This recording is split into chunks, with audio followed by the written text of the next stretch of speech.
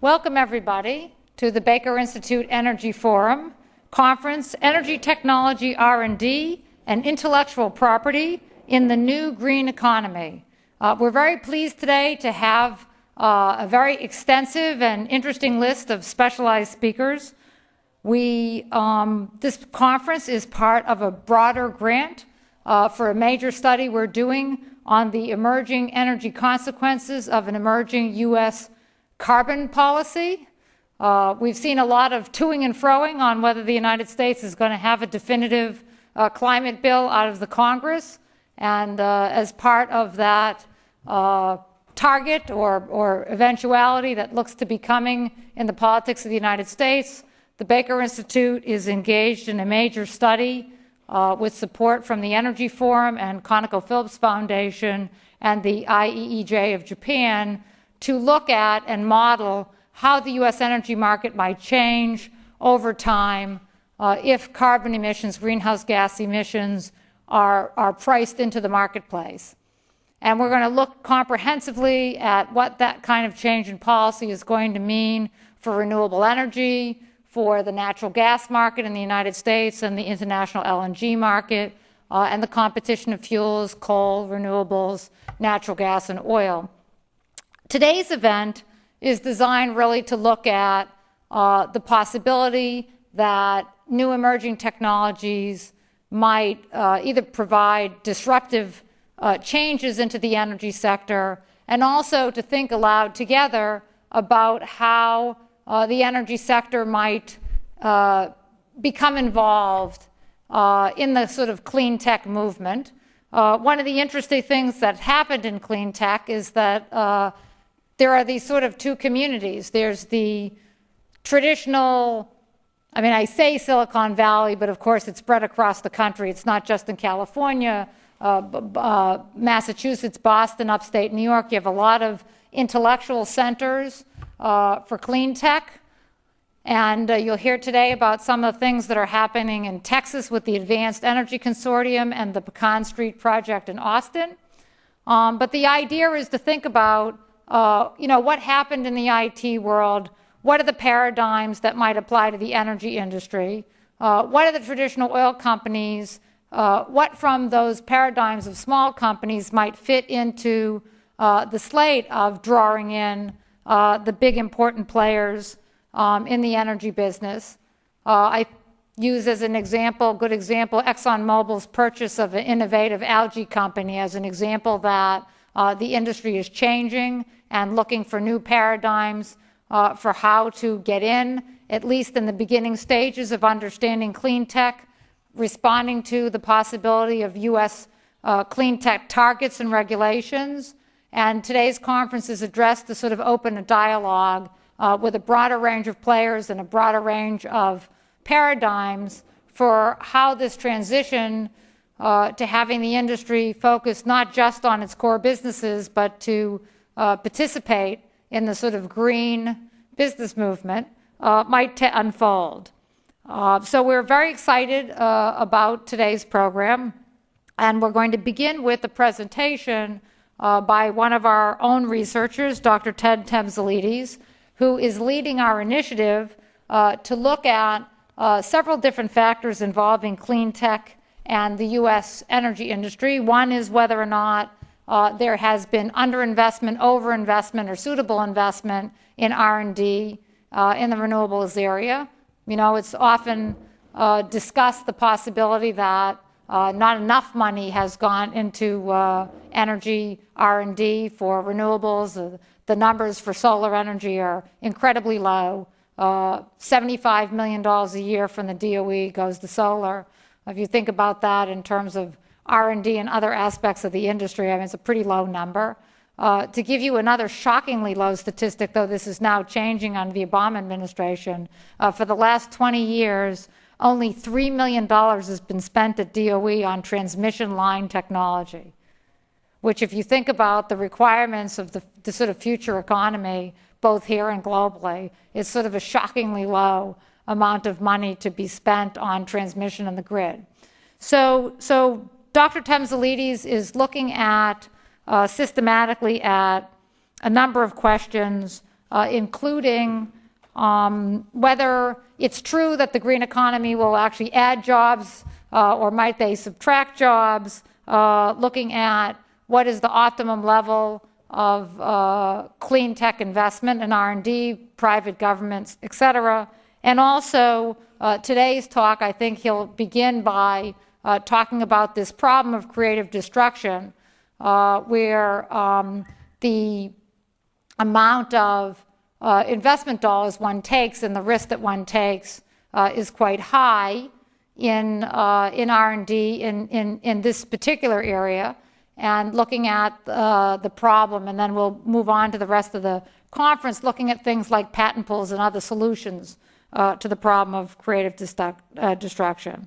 Dr. Temzelides is a professor here at the economics department at Rice and a Baker Scholar.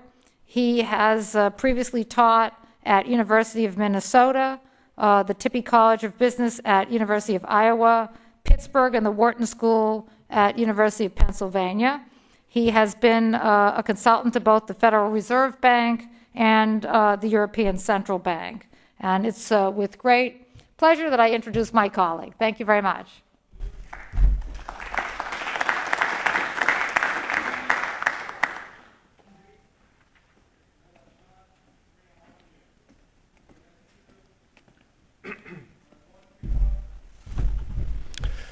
Thanks very much, Amy, for the introduction, and thanks to everybody for being here.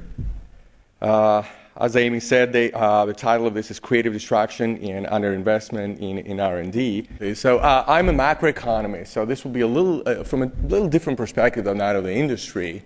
So I'm looking at this from the point of view of the aggregate economy, and as Amy said, I'm particularly interested in the possibility of R&D in renewable energy acting as an engine of growth, creating jobs and increasing gross domestic product in the U.S. Excuse me. One of the questions that I'll be talking about today is whether the energy sector is underinvesting in R&D, putting the emphasis on renewable energy. If so, why? And is there a role for policy? Most studies indeed assume that the optimal size of R&D in the renewable energy sector is 5 to 10 times the current level. In the early 80s, companies were investing more in R&D than drug companies. It's an understatement to say that this trend has been reversed. The entire R&D in the energy sector compares to not the total R&D, but more individual company R&D in the biotech industry. Investments in energy R&D in the U.S. fell by 50% between 1991 and 2003. And as a percentage of total U.S. R&D, energy R&D has fallen from 10% in 1980 to 2% in 2005. So the trends are clearly declining. In terms of this presentation, here's how I will proceed. I will give you some data on R&D and innovation.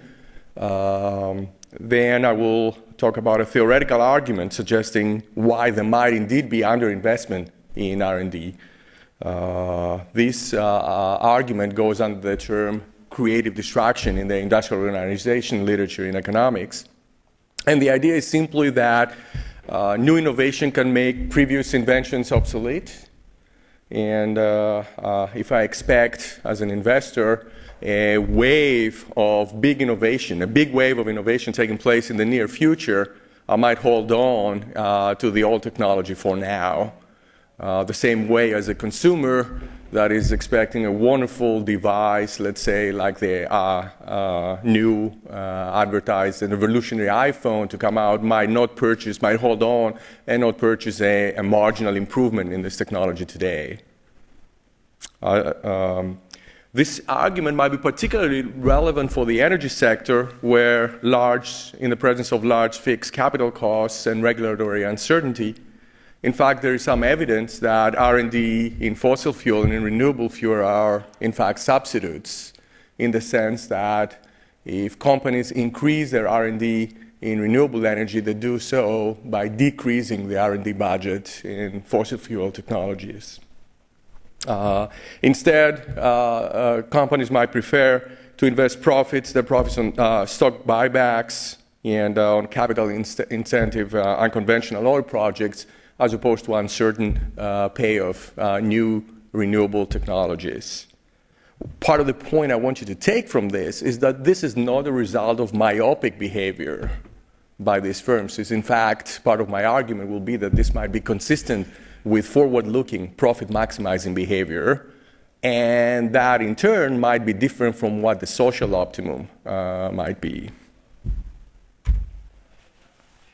Now, why is innovation so important?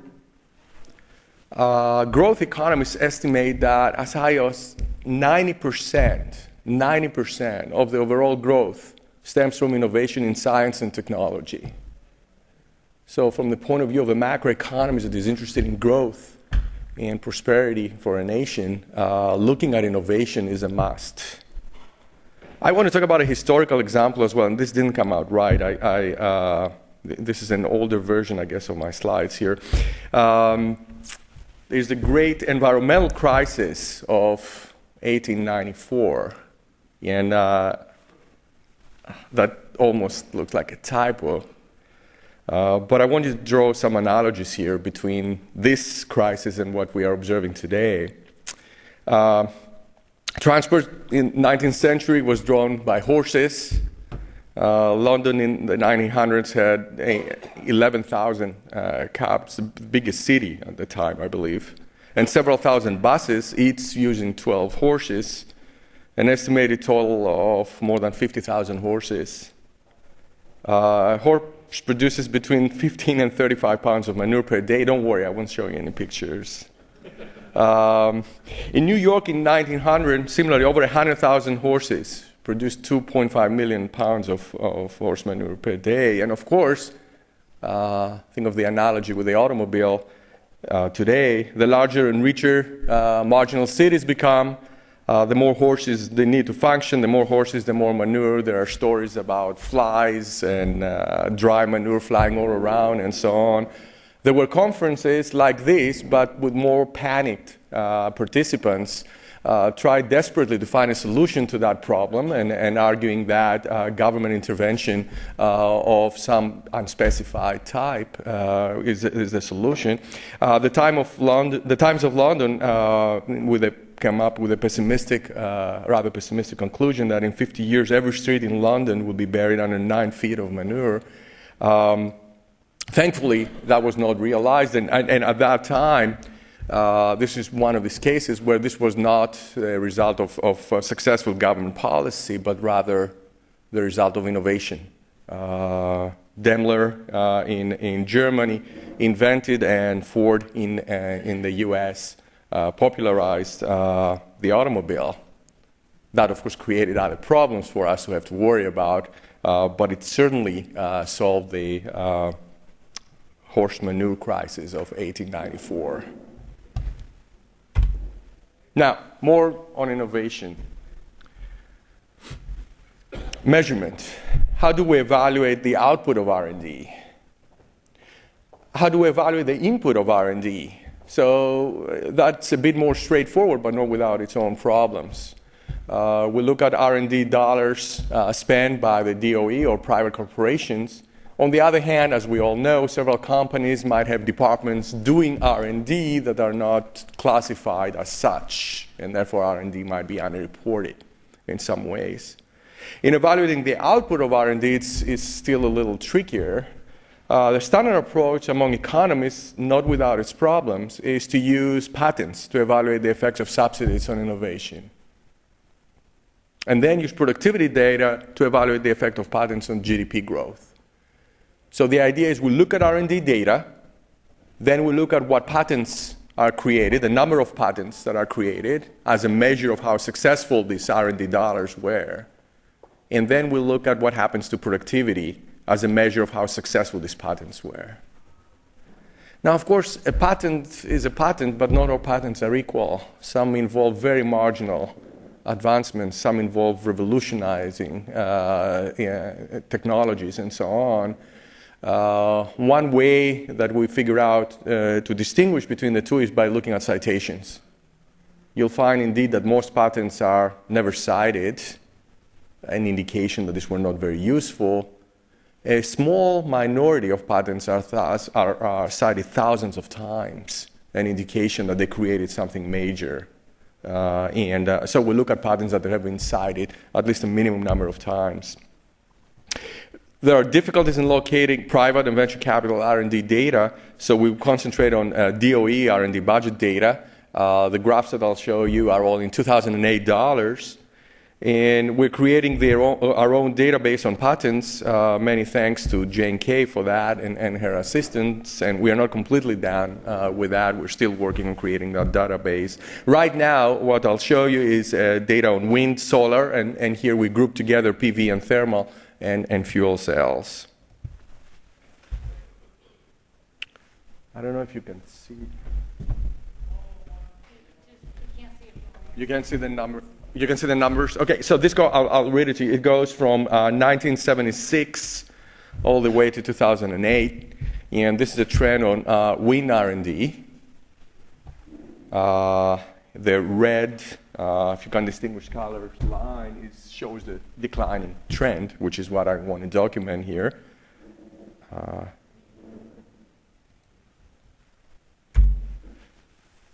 If you look at patents, again, from about 1976 to 2008, you see, once again, a declining trend, peaking around 1980 and then declining.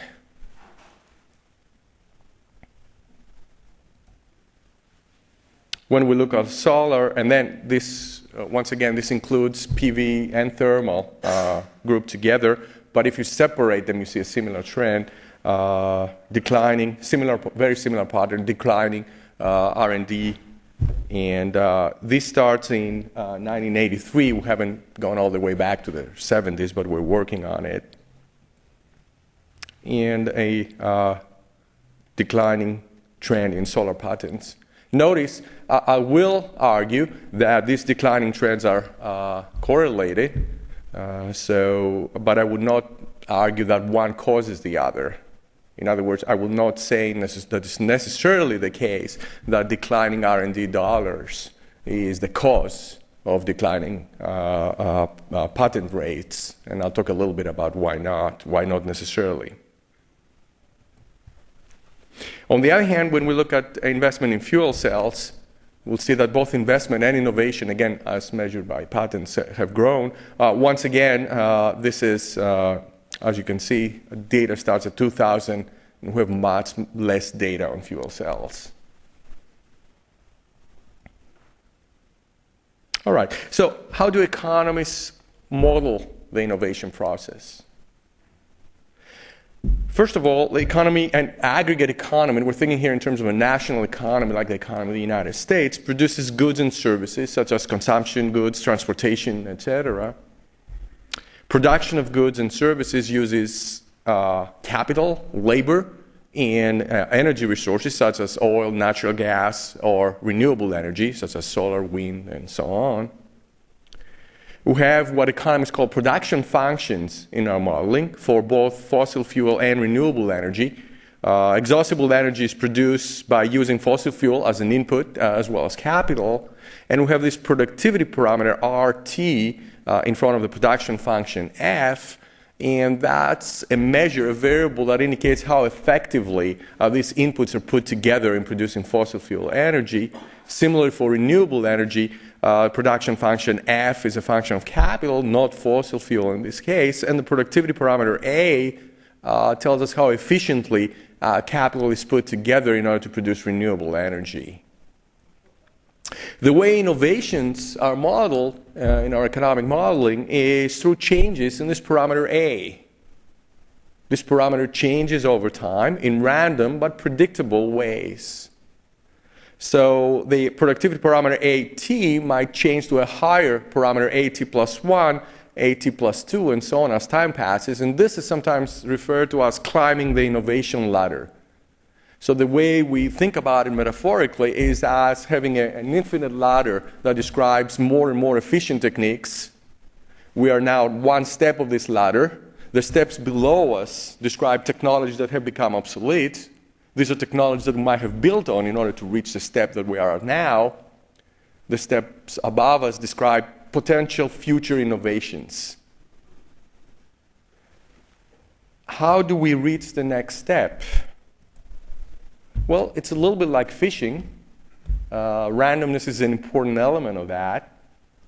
There's an arrival of innovation opportunities at any point, and this is modeled by draws from a random distribution. Now, of course, the higher the level of resources you spend in R&D, the higher the probability that you will go to the next step, and in fact, the higher the probability that the next step is going to be a larger step than otherwise.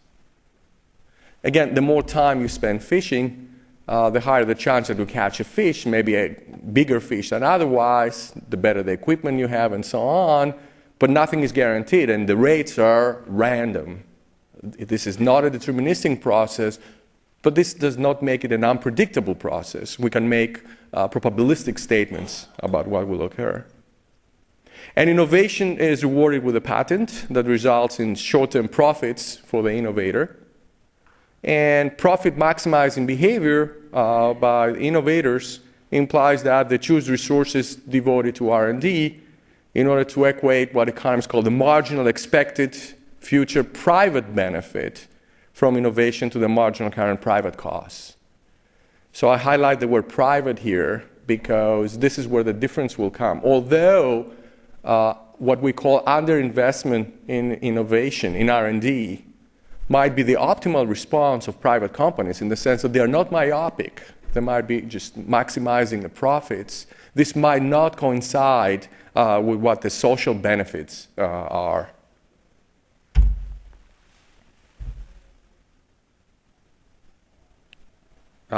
This summarizes what I just said. Equilibrium of profit maximizing R&D levels can be less than socially optimal, even if the firms are forward-looking and not myopic. The reason is that the social benefits to R&D is one of these activities where the social benefits exceed private ones. Okay? And there are two main reasons for that. One is what we call spillovers, and the other is what, industrial organization economists term creative distraction. The spillovers come from the fact that new innovations build on old ones. So if I innovated at some point, if I created a jump in this innovation ladder and brought us at a certain level, all future innovations are going to build on that in an indirect way. On the other hand, I'm not compensated for these innovations. I'm only compensated for the profits that result from my patent, from my own jump. This is a difference between the private benefit and the social benefit of innovation created by the spillover effect. The creative distraction effect comes from the fact that new innovation, especially big innovations, make older ones obsolete. As a result, current resources devoted to R&D may depend negatively on expected future R&D. Once again, if I expect a big wave of innovation in the near future, small advancements in innovation that are costly to me now will become obsolete with high probability soon enough. I'm better off not doing it and riding the wave in the future. As a result, if we expect big inventions in the near future, we might hold on now. So there's this negative connection between the two. Now, I mentioned that I will not argue that declining R&D dollars cause the declining rates in patents. There is an alternative hypothesis, and more work needs to be done in order to distinguish between the two. The main factors that affect R&D in energy are obviously the demand for energy prices in energy, and that's partly why they increase R&D rates in the late 70s. But also the expected productivity of R&D as measured by the patent to R&D ratio. In other words, how much patent you buy per dollar. There is some evidence that patents begin to decline prior to the R&D budget drop. So there is some evidence that causality might go the other way. It's not that patents decline because there are fewer R&D dollars spent, but rather that because patents decline, because we're reaching part of the frontier, it might be that R&D dollars decline, waiting for more advancements in technology that will make it more profitable to make a push in the future. So this is something to keep in mind, that there might be diminishing returns to R&D.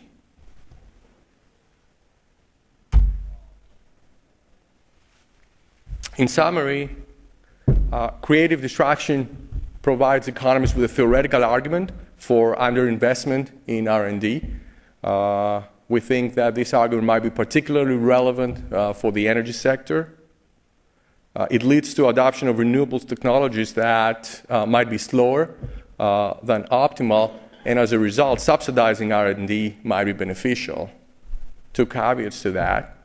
One, substantial cost reductions might come through innovations that are not reflected necessarily in traditional measures of efficiency or patents.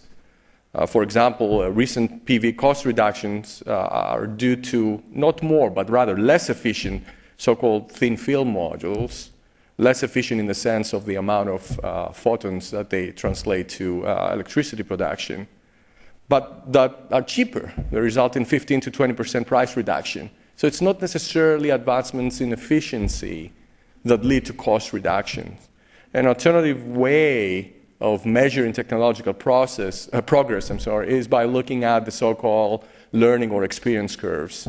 And we have ongoing work with my colleague Peter Hartley, Ken Medlock, and a graduate student here that studies experience curves in order to analyze this question.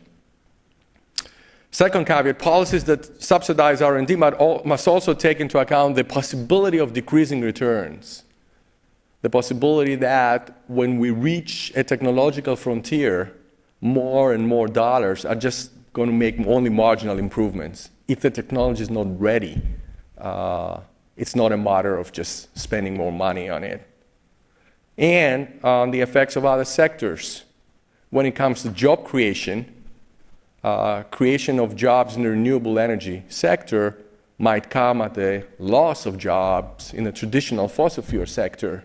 From the point of view of a macroeconomist, this is not a net gain unless in the net jobs are created.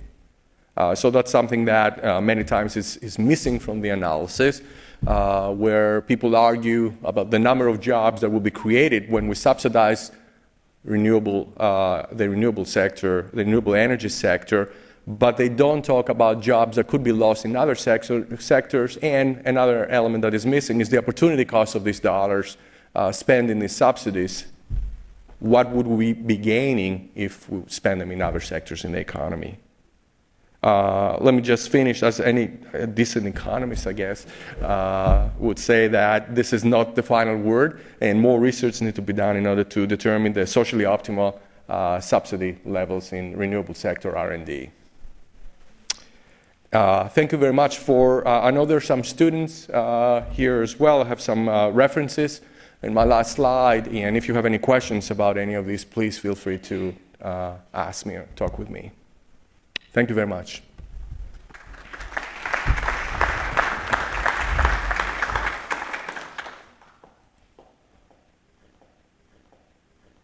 I ask you to wait for the microphone so that our webcasting audience can see, hear and see your questions. Hi, Dave Austin from Shell. Supposing everyone sees your presentation and or reads your papers and comes to the same conclusion that you have, that energy innovation is susceptible to the, I guess, bad effects of creative destruction and spillover. How do we ever then get around the problem of accelerating innovation in order to meet some of the societal challenges we're facing today?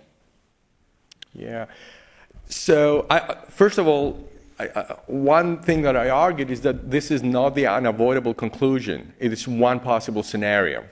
Another possibility is that indeed the amount of dollars spent in R&D right now, low as it seems, might be the optimal one simply because the technologies are just not ready yet. But if we assume for a minute that this scenario is true, then the solution would be subsidies. So the creative destruction scenario argues that the level of R&D when applied to the renewable energy sector is lower than what's socially optimal. The way to boost that is through subsidizing R&D. The word of caution there is that to the extent that the creative destruction effect is not the only effect, subsidizing R&D might create loss of jobs in other industries, and that's something that has to be part of the calculation. Very often it's not. And at the same time, we have to be cautious that if indeed there are decreasing returns to R&D, more dollars will not necessarily lead to more innovation. So what I would argue more research is needed is in calculating exactly your how much innovation you buy per R&D dollar that you spend in these subsidies. But the solution, in principle, would be subsidies. When an activity is performed at a level that is lower than what's socially optimal, when the private sector is not taking you fully to what it would be the socially optimal level, then government subsidies would be the way to go.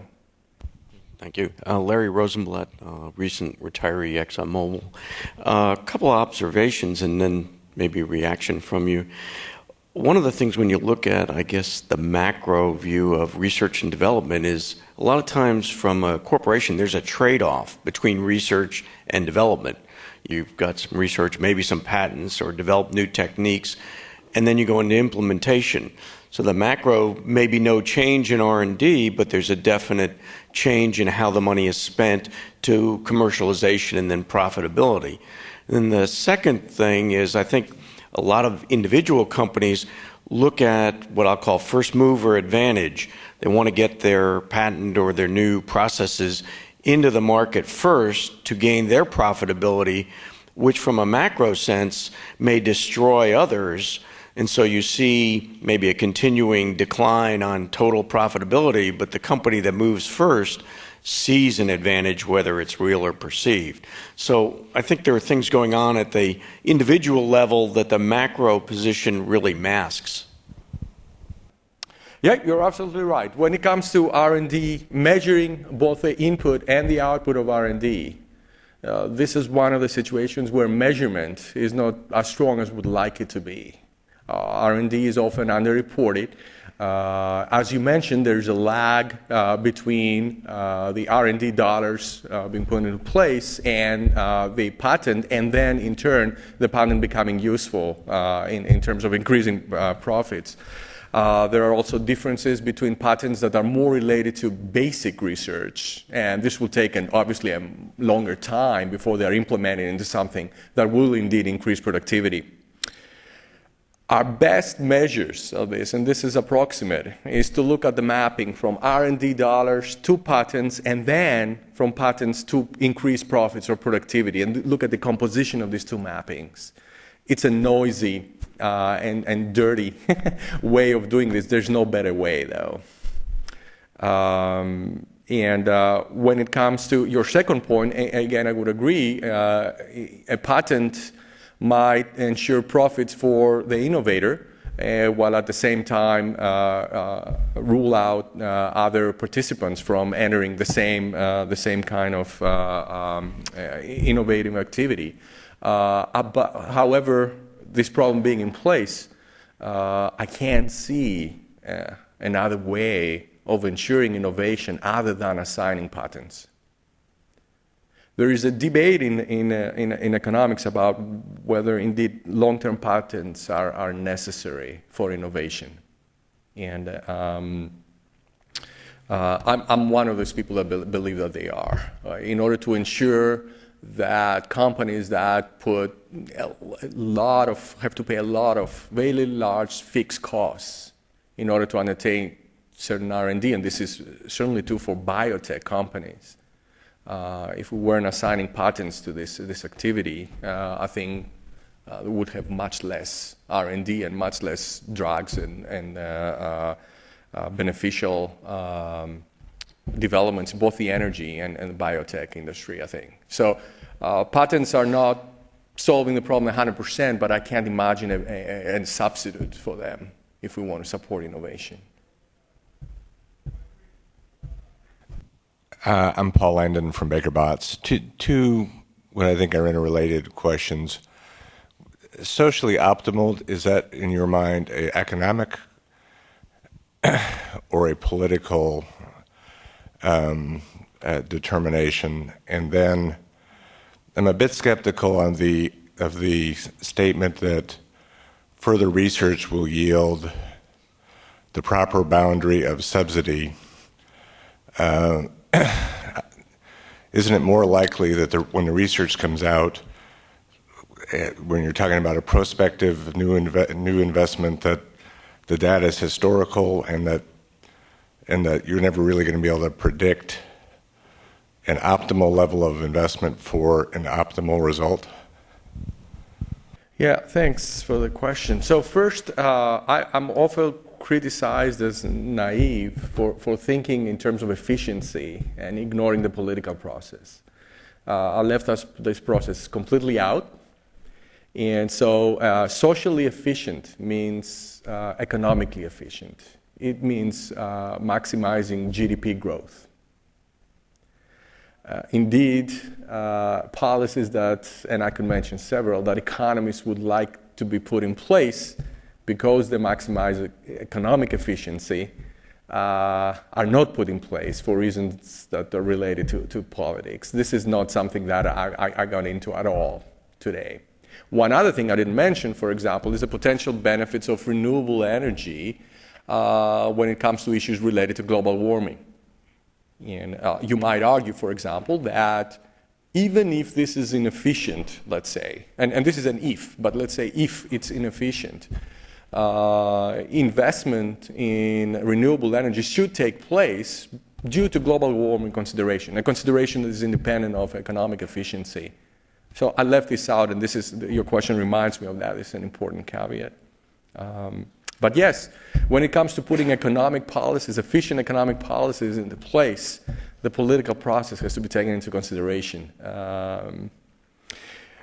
Second thing, yes, it's true that the future is uncertain, but we can still talk about optimizing, subject to this, taking into account this uncertainty. There are optimal investment strategies, and our models are able to, economic models are able to take into account these probabilistic calculations. We call this ex-ante efficiency, in the sense that you take the information that you have now and that you have from the past history, and given that information, you make your best forecast about the future. You optimize given that forecast. You're right, you might be wrong. You might be proved wrong. These fellows that were discussing the horse manure crisis, they were looking at the past. They couldn't see a way out. The automobile came, and this was an irrelevant discussion. But that's the best you can do. You can use the best information you have and probabilistically form the best forecast given that, and optimize given that forecast.